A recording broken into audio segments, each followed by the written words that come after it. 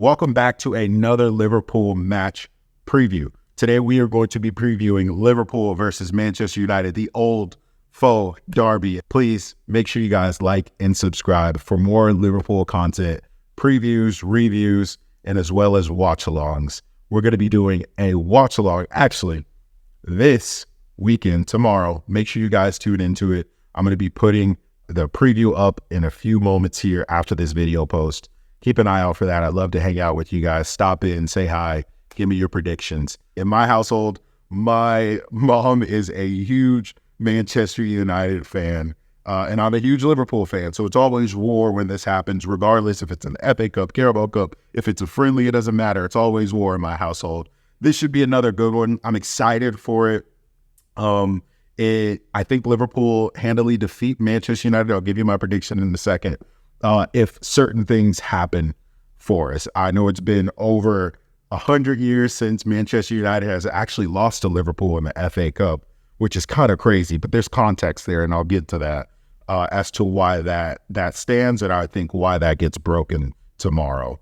But my predicted 11, jumping right into it, is Creamy Gallagher, and if you can't even believe that he's done the job that he's been able to do over the past 3 months since Alisson has been out, it's almost like we haven't missed Alisson at all, which begs the question, what happens when Alisson comes back? I know Darren Bent was on his podcast, and he was like, sell Alisson.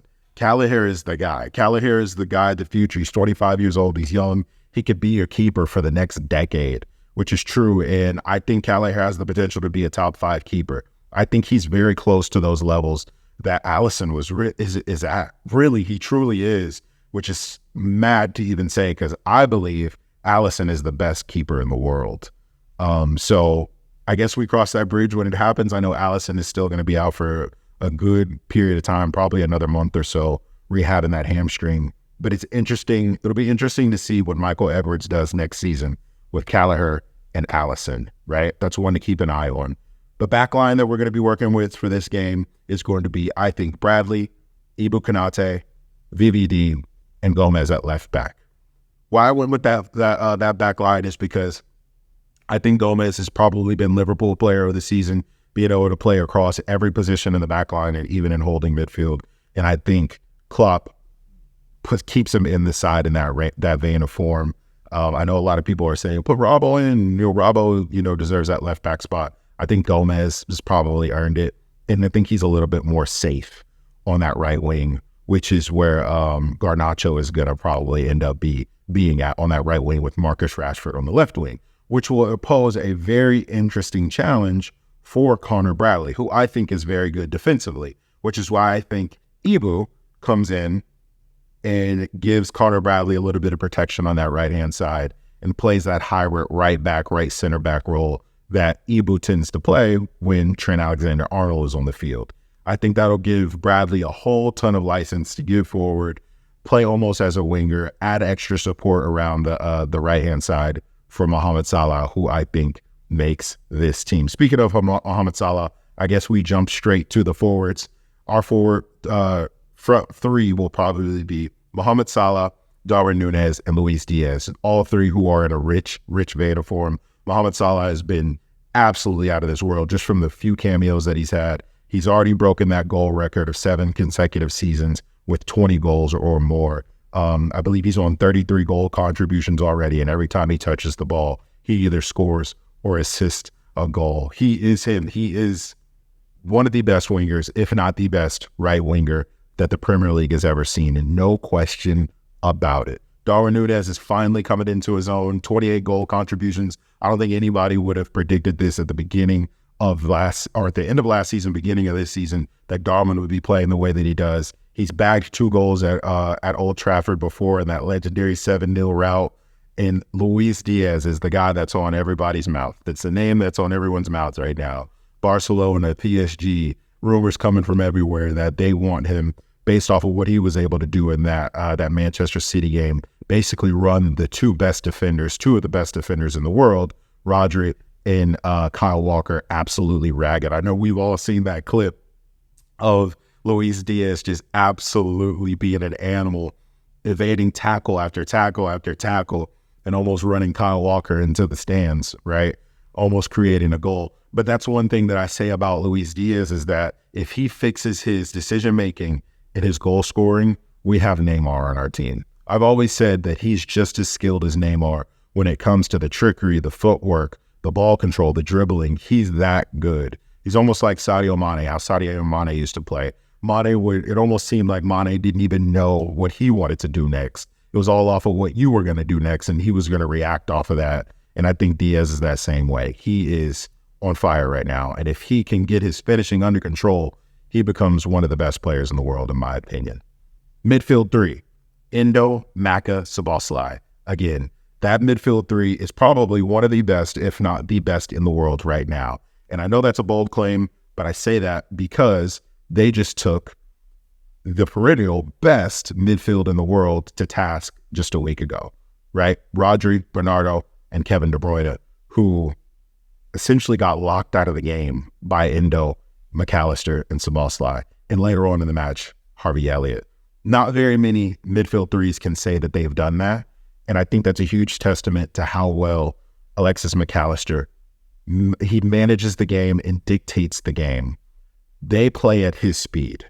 McAllister is going to be a huge key. And the huge key for McAllister is if Endo continues to play the way that he's been playing. And all signs point to that's going to happen. Those two coming together has been a blessing for Liverpool. Endo allows Maka to do what he does best.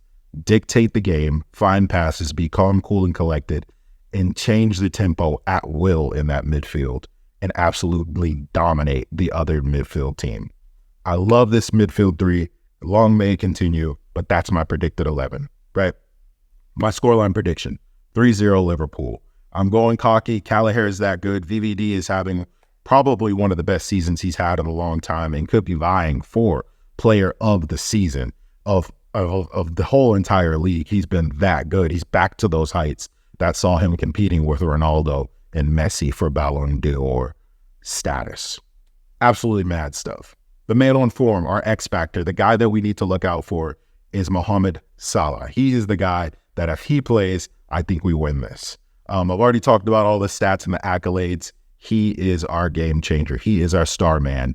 And he plays at the beginning of the game. I think he gives Diogo Dalot, who I think is going to end up playing in that left back role, he gives him hell all day. Him and Bradley are going to probably torment Dalot.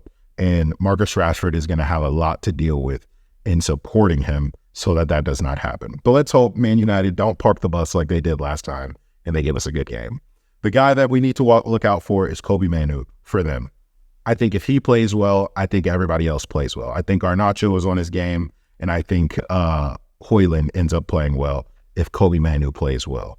He is a star. I think he's a future England star and a very important player for Manchester United right now, which makes you think that some of those signings that they made were a little bit of a waste of money in the last summer.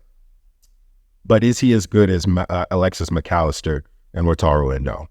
Not right now. I think he can get that good, but not right now. And I think those two end up locking him and Bernardo out of this game, right? So, based off of our current run of form, it's hard for me to bet against this team. I know Liverpool have never beat Manchester United in the FA Cup at home. I think that changes. I think that changes tomorrow. It's been 100 years. It's time to reset the clock, right? Another stat that I'm looking at here is that they are the only team that we haven't scored on. Top 6 team that we haven't scored on. I think that also changes tomorrow as well. There's context there, right? Man United played us before we hit this run of form. We're playing our asses off right now. And honestly, we probably haven't met them enough in the FA Cup for that 100-year stat to even matter. So I'm sticking with my prediction, 3-0 Liverpool. Let me know what you guys think in the comments below. Who do you think is going to be the X factor for each team? Let me know what you guys think. I will see you guys tomorrow. Have a good one. And please, please, please, like and subscribe. Peace.